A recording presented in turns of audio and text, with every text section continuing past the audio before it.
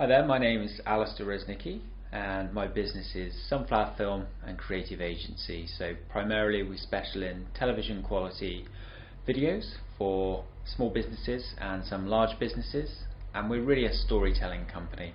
So we use the power of video and great photographies to help customers connect with their customers through social media and video. The motivations and incentives for me creating my own business was really a desire for me to make my own film at some point. I've always been very creative since I was a young person, and that has kind of paved my way through my life, and I've worked at some very prestigious companies like ITN, and I've worked with the BBC on occasion.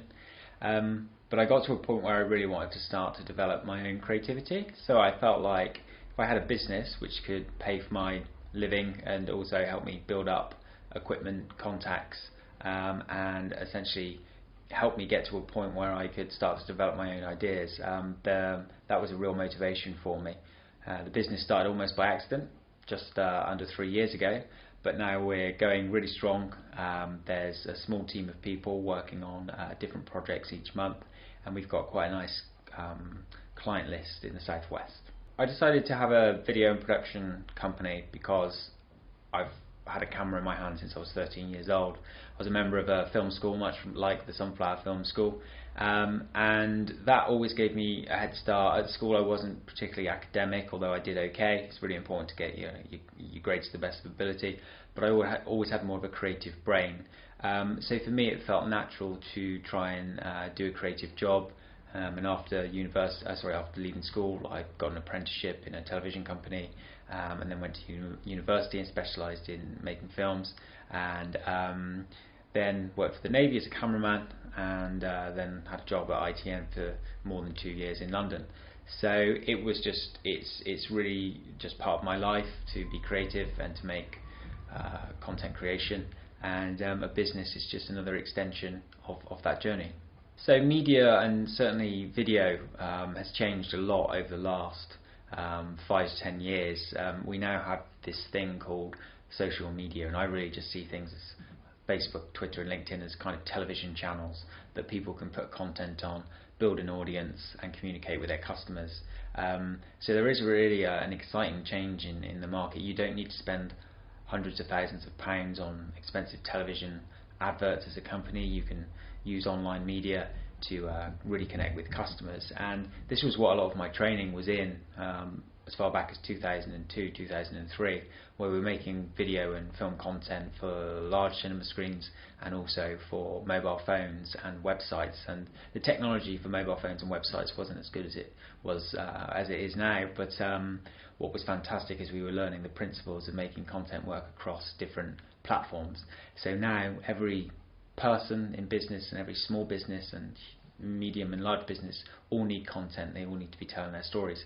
So we're in an ideal situation really to provide hopefully a very good service to a large number of people. In fact, tonight I'm giving a talk to 60 small businesses in Bristol all about the subject of video, most of which I think will need some video, but they're not sure how to go about it. So there really is an exciting market out there, and I think if you've got a good product, then you can do very, very well at the current time. Moving forwards with the business, I think it's really important that we get a few more regular customers who are paying us each month to provide creative services. That's been a strategy that we've been working on for the last 6 months, and that's already proving successful. For me, it'd be really important to make sure that I continue to grow a good team who are prepared to work hard and to develop and change as the business develops and changes. So to really make this business go to the next level, we need to continue to invest in people, training, in equipment, and also in marketing to get our message out there. The more people that know about the business, the more customers we're going to ultimately get. So there's a few things there that need to happen. Primarily it all comes down to hard work, and that's certainly something which is you need to be prepared to do when you have your own business. Customer satisfaction is absolutely everything. It's always been top of my list whenever I've made a piece of content, from being 13 up to sort of 25 at ITN to now, is the person I'm making this content for happy? Is the client happy? Are they going to pay me again to do the next job. So it's all about making the thing perfect for the client and for the customer. If you're a creative person, you want to make TV programs, your audience is maybe people watching programs on BBC. You want to make that piece of content fantastic. You want them to enjoy it in that case.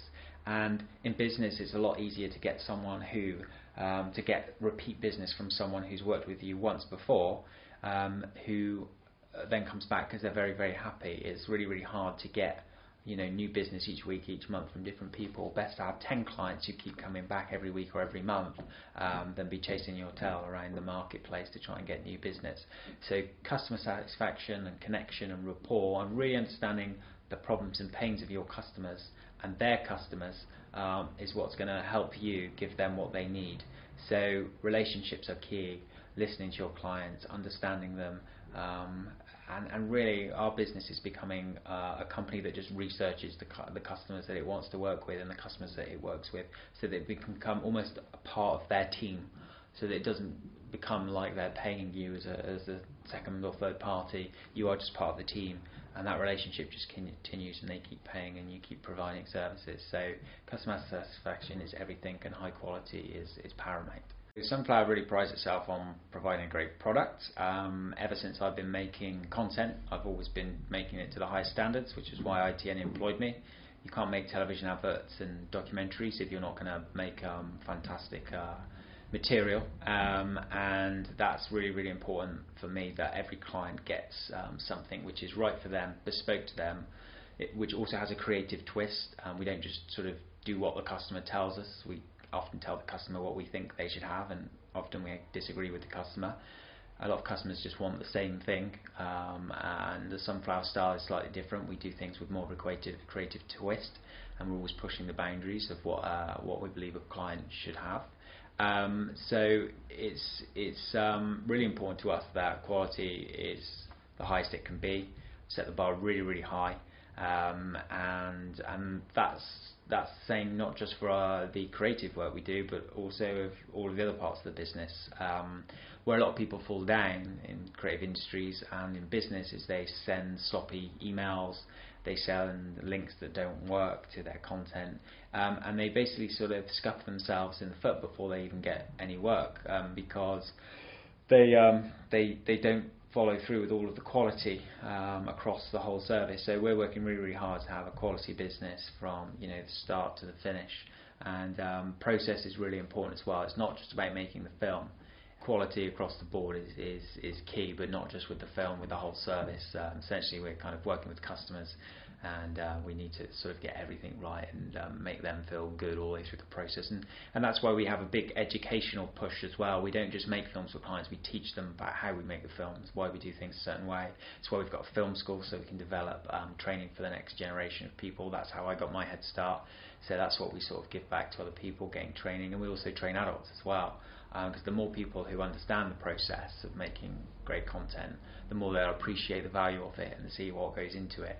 So that's something we're very, very proud to do as well, is to train people as we create content for them. I've always been creatively driven, and managing a business and managing a team is something which is in many ways very new to me. And management isn't something that has on paper traditionally excited me, because it's not something that kind of gets me out of bed in the morning. The idea side of things is, but it's really important to manage your business well. I've always been very clear that it's important that I save for the tax, it's important that I get the accounts in order, it's important that I do all of these things behind the scenes, because actually it's fantastic. It's really easy to just go out there and start being creative, but actually making it work on paper and making sure you have all of the money available is a really, really hard thing. And you have to, I think, if you're going to be successful with creativity, in my example, I want to be successful with creativity, you have to really become a good business person. You have to get your business working, and I have to be very patient. It's 3 years in now, and I've only done a couple of my own projects on a small level. Most of the work has been for other clients, for other people, but slowly business is going in the direction that will free me up and give me more time to be creative. But it has to be managed. You have to save your money. You have to plan for the future.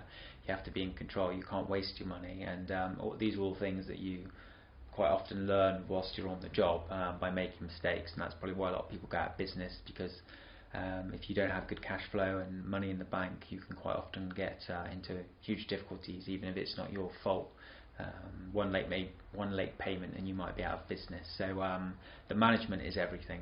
No matter what business you're doing, you have to become a good manager, and you have to really learn how to make sure you can run your business effectively. And that's about listening to other people who've been there and done it, attending seminars, listening to podcast talks, and really sort of learning from the best, the top people, the Bransons, the Sugars, and people like Nigel Bottrell, who are entrepreneurs and stuff like that. The resources I have for running Sunflower are just self-created. So the business was set up 3 years ago with no money. It was almost set up by accident. I came back from France and I just started getting asked for videos. I had to buy a camera, I had to buy an edit computer, and the business has organically grown from that point. About 6 months ago, I did take some investment from a bank because the business was getting slightly larger. So I took a calculated risk to invest in some equipment and the training of some people. Some of that worked out, some of it didn't. So the risk really is on the shoulders of the business owner and the entrepreneur to make everything work, and sometimes things don't work. In the case of this business, it is really just hard work. It's going out and it's taking one job, working really hard, taking the money and reinvesting it back into the business to buy the next piece of equipment, or to design the next part of the website, or to do the next part of marketing. So it's great if you're given a bit of a head start and you have some money from family or friends, but money goes very quickly in business. So the thing you need to do is know where your money's going to come from, and when you do get money from a job or from a client, you have to use that money accordingly and make sure it can get you to the next piece of work and beyond. That's where customer rapport and client relationships become very important, because if you get a customer and you do a good job and you're polite and they like you, the chances are they're going to come back. And one of the most important lessons I've learned in business is that if you get a customer and you keep that customer, that's a lot easier than going out and searching for a new customer each week or each month. So really, business is just about personal relationships. It's about understanding what the problems are of your clients, who their customers are, and how you can help them with their customers. So you really do need to be a nice person most of the time in business. You need to be a strong person. You need to stand up for your business, because people will walk over you at times, or try to walk over you and get things for free, or try and take advantage of you, and you need to be aware of that if you're going into business. But you also need to sort of stand up for yourself and stand up for what you do. If you're good at what you do, you need to figure out who your customer is. One of the mistakes I probably made was I was trying to sell to too many different people and thinking that everyone would want my product, whereas actually it's much better business to find 10 people or 10 businesses that really want your products and keep selling to them over and over again. So these are all important lessons for people to learn. So this question of what do I think has been the biggest reason for the success in my business so far, it's going to sound really arrogant, and hopefully I'm not an arrogant person, but the biggest reason for success so far is in fact me. Because when you start a business, you are the business, and it's only now that the separation is starting to happen between me and the brand of Sunflower. 3 years in, that is now starting to happen, and other people who work for me are starting to understand what the brand is and to be able to push that as well to other people. But really, the success with the clients we've had, like Thermo Bath Spa, Crest Nicholson, Royal Crescent Hotel, ITM we do work for still as well, that success has come from my determination, my hard work, and my kind of just desire to succeed in what it is I'm trying to achieve on a personal level. And people have seen that, and they've seen that passion for what it is I'm trying to do, and that's brought people towards me as a person and then me as a business. And people like that when they see you working really hard and they see you sort of trying to grow something and develop something. It's something which people get really behind, and more often than not. So I would say that tips for business people are that certainly when you start, you kind of have to give it everything. You have to be prepared to kind of give other things up. It might be that you don't have much money to begin with. You might not see your friends as much. You might not see your family. It can be really hard, and it's not for everyone. It's probably not for most people. You hear a lot of people at business events saying, well, I just want to do the thing that I'm good at. I'm a nutritionist and I've gone into business for myself, but I just want to be doing the nutritional stuff. Well, I would probably say to a lot of those people, well, you should go and work for a company then, because actually when you're in business, for the first 2-3 years, you're the accountant, you're the marketer, you are the thing that you're doing. In the case of that person, a nutritionist, in my case, the film guy, the video guy. you're the manager, you are the cleaner of your office, you are absolutely everything, and it's really, really tough. It's really, really difficult, and it takes its toll on yourself. But there are some rewards if you're prepared to work hard. So tips would be, speak to other people who have been in business for a few years before you start your own business. Try and figure out why they were successful, what it is, reasons why they did it. Try and talk to some people who weren't successful in business. Some of the best lessons you can learn are by people who have failed. Try to figure out why it is you want to be in business or go into business. Because I've got to be honest, like when I worked at ITN, I was on a nice sum of money. I would swan in at 10:30. I would do 8 hours editing, and I was found around all these fantastic journalists and presenters like Jon Snow and people like that. And it was quite a cushy life. It really was. Being in business isn't like that. It's hard work, and it's really, really tough. But equally, there are rewards. Like you can get to have more control over your life eventually. But these are things which take years to get to. In my case, it's about creative development and making my own productions. We're starting to get there, but it's a slow road, and you have to put a lot of work in. So talk to others, learn from the mistakes of others, and ask yourselves: are you someone who would fit in a business as a worker, or are you someone who actually might want to have your own business and have the long-term determination to work on a business? A business is kind of, you're married to it for a long time, so you have to be clear about whether you can be prepared to be married to something like that.